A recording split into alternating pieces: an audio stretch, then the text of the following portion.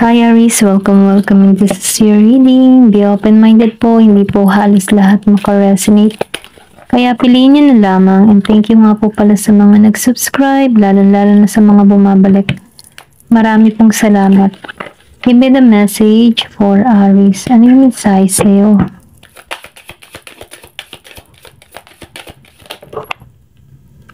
Okay, meron ka ditong guide. Meron itong pinanganak ng 15.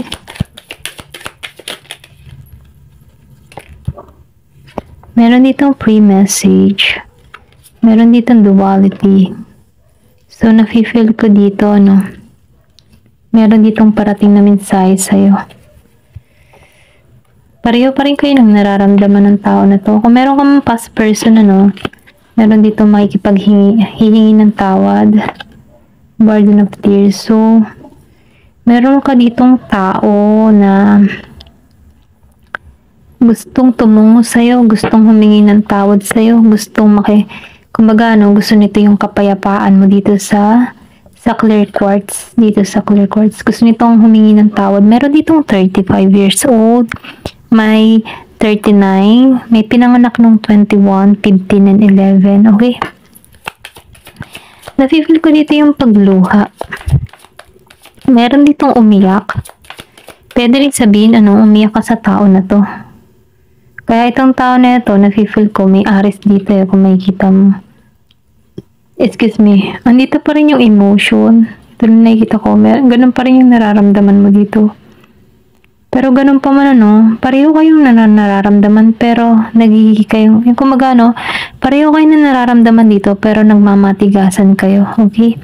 Meron tukso sa pag-itan ninyo, or pwede rin sabihin may pumagitna sa inyong tukso dito sa relasyon nyo. Kung naka-experience ka man dito, kasi nafe-feel ko dito, I think past person mo to, yung iba sa inyo. Kung meron ka man past person dito, nafe-feel ko dito na pareho pa rin kayo na nararamdaman, pero meron ditong tukso sa pag-itan ninyo, okay? Pero ganun pa man, pwede rin sabihin nahuli mo to, okay? Kumbaga, sinurrender mo na to.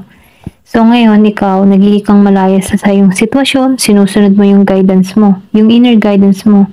Kasi nakikita ko dito na nagiging kang matatag, kasi Aries ka Kumbaga, kung susundin yung puso, isip, mas pangunahan mo dito yung isip mo. Ito lang yung nakikita ko.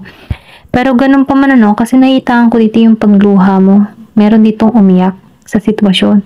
Kumbaga, yung sinapit mo dito, para kang nagluksa. Okay?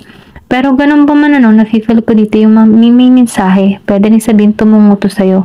Pwedeng humingi to ng tawad sa'yo dito. Message of peace. Kumbaga, gusto nitong maging okay na kayo, maging mapayapa na kayo sa bawat isa, okay? Kumbaga, gusto nito ng kapayapaan. Pwede rin sabihin, umiiyak tong tao mo. Ito lang yung nakikita ko, meron pagluha. Yung kung meron man sa'yong gumawa ng atraso, lumuluha to. Ito lang yung nakikita ko. And then dito, secret? Marami tong sikreto. Marami tong mga nilihim sa'yo dito sa secrets. Pwede rin sabihin, malakas yung intuition mo dito kasi open yung third eye chakra mo. Ramdam mo, okay? Ramdam mo marami tong sikreto. Okay? Ito lang yung nakikita ko kasi nafe-feel ko din dito, meron ka ditong partner na hindi naging totoo sa'yo. Hindi siya naging honest. Ito lang yung nafe-feel ko. Give me more information. Ano pa yung mensahe?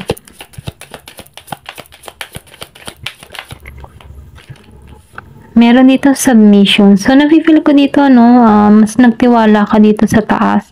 Kumaga, sinadmit mo lahat ito kay God. Surrender mo na siya. And then, nafe-feel ko dito, nagkaroon ka dito ng panibagong perspective dito sa mushroom. Kumbaga, binuhay mo muli yung sarili mo. Naibalik mo yung katatagan mo dito sa guide. Sinusunod mo na yung guidance mo Kaya nakikitaan ko rin dito, pinalaya mo yung sarili mo sa sitwasyon, okay? Kumbaga, sa panahon ngayon, nagkakaroon ka dito ng spiritual growth or pwede rin sabihin lumalawak ka, lumalago ka by individual. And then, nafe-feel ko dito, mas minamahal mo na yung sarili mo. Meron ditong 30 years old. Nakikitaan ko rin dito, merong happiness na naghihintay sa'yo. After ng lungkot, iyak, happy, meron ditong happiness na naghihintay sa'yo. Kasi meron ditong between, okay? May tagumpay. Ito lang yung nakikita ko. Give me more information. So, meron ditong you, okay? Ikaw, mas nakatuon ka ngayon sa sarili mo, sa iyong paglago, okay? Kumbaga, nangyari to lahat, itong pain, itong sakit na naranasan mo, okay? Mga kabiguan, ganyan. Para makita mo muli yung sarili mo, para mabuo mo muli yung sarili mo dito sa iyo, para mahanap mo yung kapayapaan mo, kumbaga sinusunod mo na dito yung guidance mo. And then nakikita ko rin dito, sinurrender mo na to, pero ganun pa man, meron ditong sikretong naghihintay sa'yo. Pwede rin sabihin meron ditong magandang pangyayari, or pwede rin sabihin merong ipagkakalob sa'yo. Ito lang yung nakikita ko kasi nakikita ko rin dito sa duality. Merong pagbabagong nagaganap sa'yo, or pwede rin sa person mo dito. Ito lang yung nakikita ko. Tingnan pa natin dito kung ano pa yung mensahe parating sa'yo. Give me the message. Ano pa yung mensahe parating sa'yo?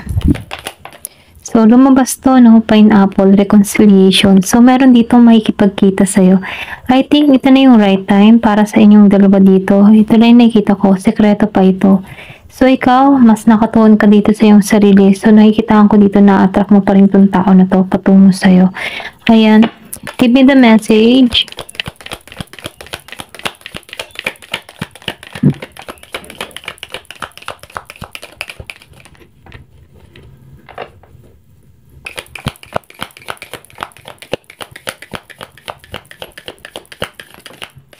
Rainbow. Meron ditong rainbow. So, nakikita ko dito, marami kang kinaharap na pagsubok.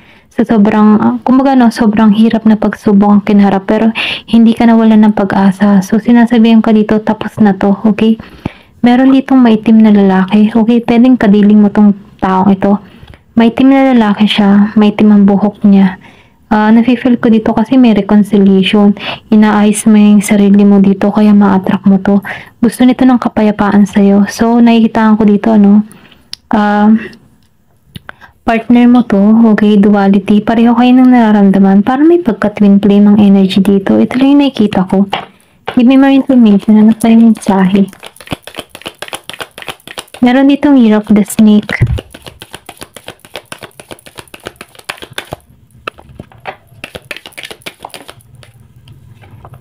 Trying fun. So, meron ditong trouble. Pwede rin sabihin may hatid na trouble tong tao na to.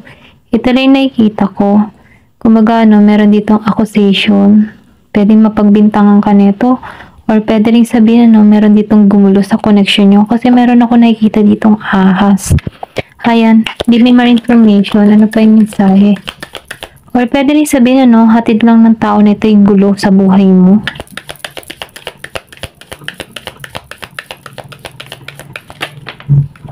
Meron ditong finger. So, warning to. Okay? Meron ditong warning sa'yo.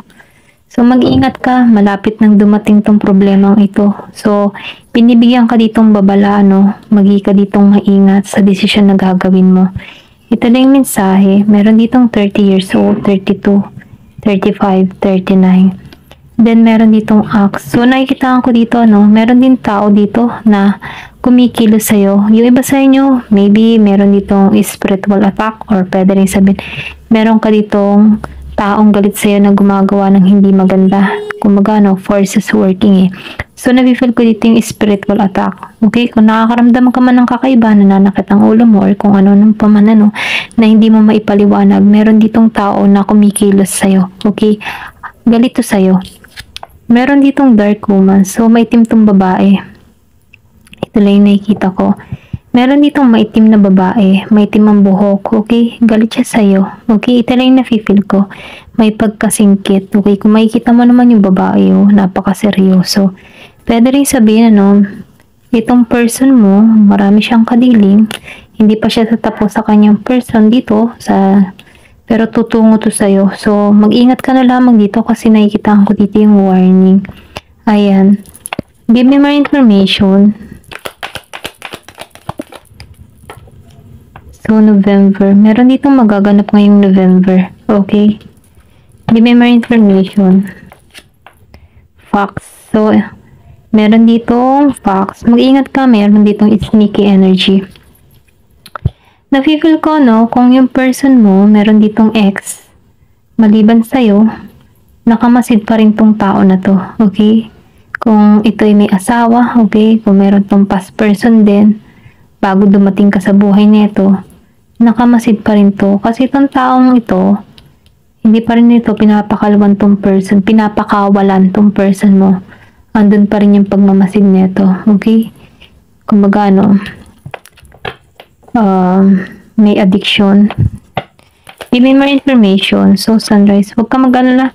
Nasa iyo ang kaliwanagan dito. Nasa iyo yung sunrise. Nasa iyo yung tagumpay. So, nakikita ko rin dito, mas pinipili mo yung sarili mo dito. Kasi, may pagbabagong nagaganap sa'yo dito, okay? Give me more information. Ano pa yung mensahe? Career. Nakikita ko dito, nakapokus ka sa yung karera. Mas yun ang priority mo dito. Ayan. Give me more information. Ano pa yung mensahe?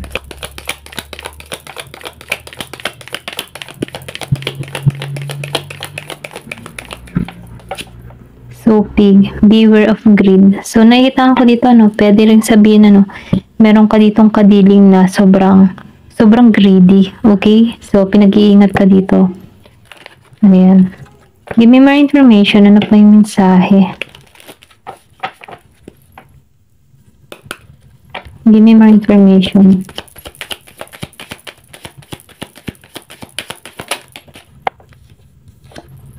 Mirror. So, nakikita ko dito, mirroring each other. Nafe-feel ko dito, nagre-reflect pa rin yung pain. Once na nakaka-moving on ka dito, kung sino yung nanakit sa'yo, or kung meron ka ditong person, kasi nakita ko dito, meron ditong lalaki. Or kung ikaw na may lalaki, meron ditong babae. So, nafe-feel ko dito, once na nag-healing ka dito, nagre-reflect yung pain sa tao mo. Kumbaga, once na may pagbabagong nagaganap sa'yo, nafe-feel ng tao mo, okay, may pagsisisi itong nangyayari or nagaganap sa buhay niya, okay. Nafe-feel ko dito yung pagsisising ng tao mo once na inaayos mo yung sarili mo. Kasi may panghihinayang tong nararamdaman. Kasi nakikita ko dito na may pagka-connection or connected pa rin yung energy niya sa bawat isa. So, nafe-feel ko dito din kasi mirroring each other to eh. Once na nasaktan ka, nararamdaman ng tao na to, okay? Or pwede rin sabihin once na binabago mo yung sarili mo, may pagbabago din nagaganap sa person mo. Ito lang yung nakikita ko. Give me more information. Meron dito Year of the Pig.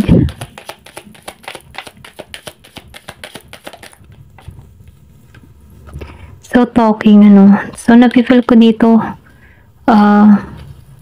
meron ka ditong bagong pinagkakaabalahan or pwede rin sabihin meron ditong bago kang makakausap through online.